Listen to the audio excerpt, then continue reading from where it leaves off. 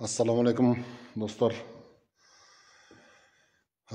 Ақын Байділда Тауыстың мааракесіне қарата жақшы эстафета жүріп атқан екен. Ошол эстафетаның уландысы жүріп, Амантай ақын устан бізге келген екен, Сарыашқадан. Анда мен Байділда ақын устың чет элдик бир ақынға деген ырын оқып берейин.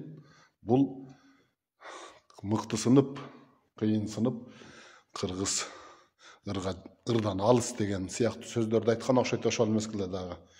Ошонда ошол ақынға жооп берген экен Байділда ақыныбыз.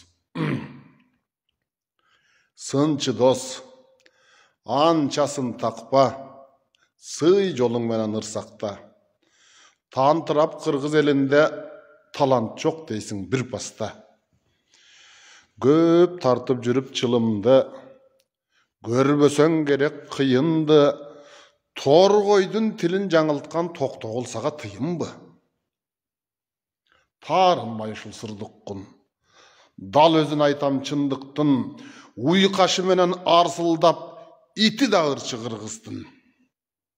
Акындын арбын эсеби, Алато ырдын мекени, айкырса сенден жакшырдайт адамы тургай эшеге.